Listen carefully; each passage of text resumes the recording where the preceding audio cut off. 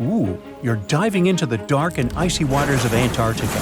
The eerie blue darkness is enveloping you, reminiscent of the vast expanse of open space.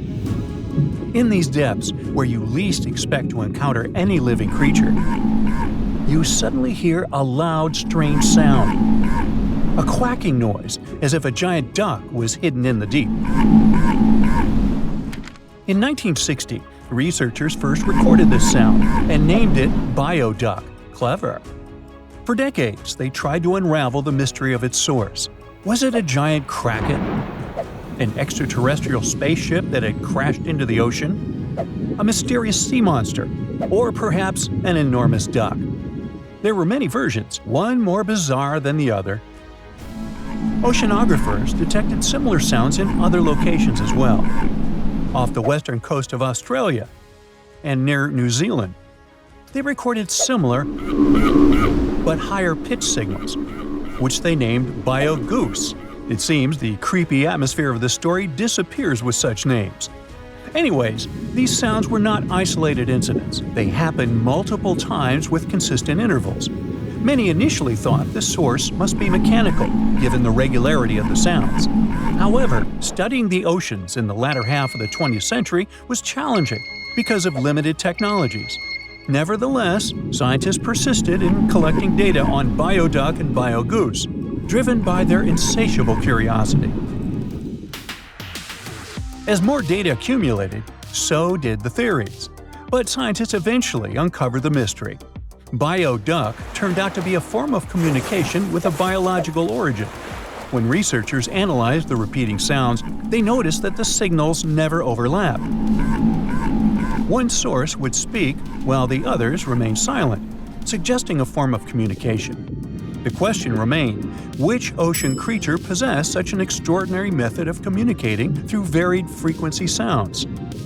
The answer, as many have guessed, is whales. Scientists compared the bioduck sound from Antarctica with the calls of minke whales and found striking similarities. The biogoose sounds from the waters off Australia and New Zealand likely belong to other species or very young minke whales. This discovery, however, only deepened the mystery. What purpose did these sounds serve? Were the whales discussing their dinner plans, laughing at the humans recording their voices, or perhaps sharing deep insights about the universe? The possibilities were endless, but the most astonishing revelation was that humans might one day learn to communicate with these magnificent creatures. Communicating with whales is no longer a far-fetched idea. Scientists from the University of California have already established contact with a humpback whale named Twain. In a groundbreaking experiment, researchers conducted a 20-minute conversation with the marine mammal. Here's how they did it. The specialists went on a marine expedition to the coast of Alaska, where they recorded the sounds of a group of humpback whales. Then they played these sounds through speakers, sending the signals back into the ocean. The recorded sounds resembled a greeting, like, "Hey, what's up?" but in the whale language. These greetings are used by whales to call each other or indicate their location. Now, soon after sending the signals, the researchers received a response. Twain approached the boat, circled it, and replied with a "hey" of its own. This marked the beginning of the first ever human-whale conversation. For 20 minutes, the scientists sent 36 signals to Twain, and each time the whale responded. Moreover, it waited for time intervals before answering. That is, the team received a response from the whale, waited 10 seconds, and turned on the sound again. Researchers then waited 10 seconds and answered. It seems that Twain was a very delicate interlocutor. Maybe it was a gentleman in the whale world, who knows? Or maybe it was simply intrigued by the unusual interaction. The signals used in this communication belonged to a group of whales that included Twain. It's likely that the researchers had recorded Twain's own sounds and used them to communicate with it. In a sense, Twain was conversing with itself. Now let's continue our journey and venture into the deepest oceanic trench on Earth, the Mariana Trench.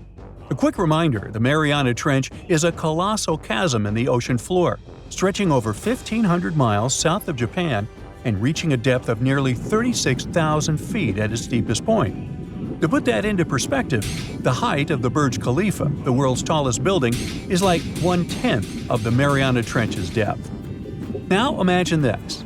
In this deep, dark abyss, scientists recorded a strange sound.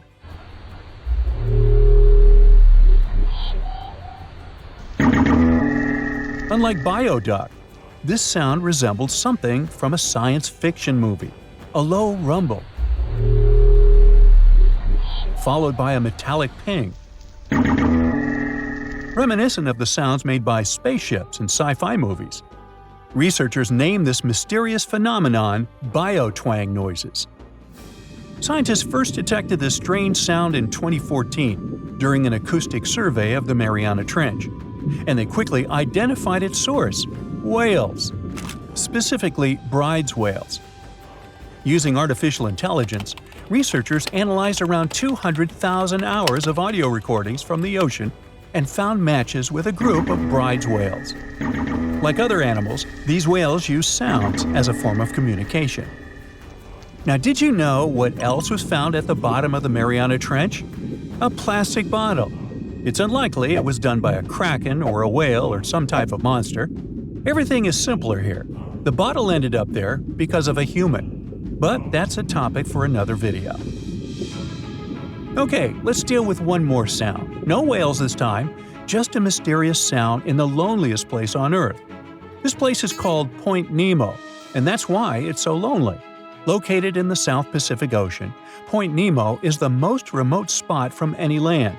The nearest island is 1,450 nautical miles away. It's about the same long distance from land in all other directions. Moreover, here, there's almost no marine life, since few water currents reach this spot, and therefore few nutrients are supplied. In a sense, it's a water desert. And so, in 1997, oceanographers recorded a very strange and frightening sound coming from the depths in the area of Point Nemo.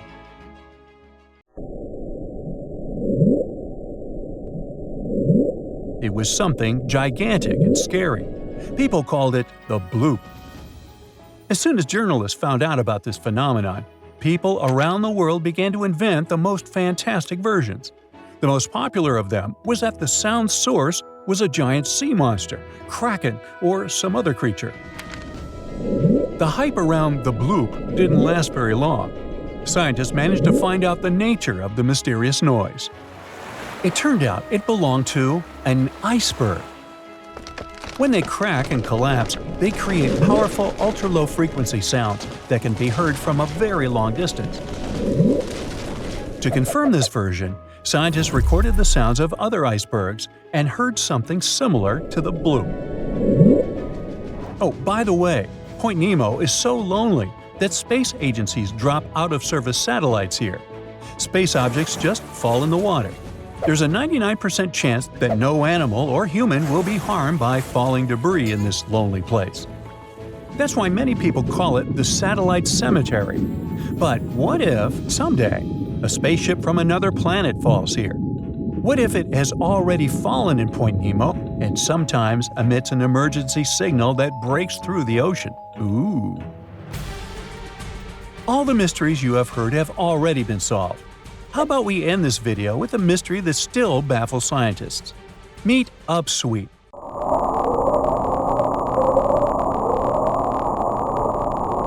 One of the most mysterious sounds ever recorded in the ocean. It's not just noise, it's a series of short ascending tones repeated at intervals of several seconds. It was first discovered in 1991 using hydrophones installed in the Pacific Ocean. At first, oceanographers suggested that upsweep could be associated with volcanic activity or underwater earthquakes. But the seasonal nature of the sound and its intensity change depending on the time of year, which rules out these versions. People began to consider hypotheses related to the biological life of the ocean. They studied the migration routes of marine animals and their behavior at different times of the year. However, despite all efforts, the sound source has not been identified. Some studies suggest that upsweep may be associated with certain species of fish or other marine animals that make sounds for communication or navigation. But No one has been able to prove it.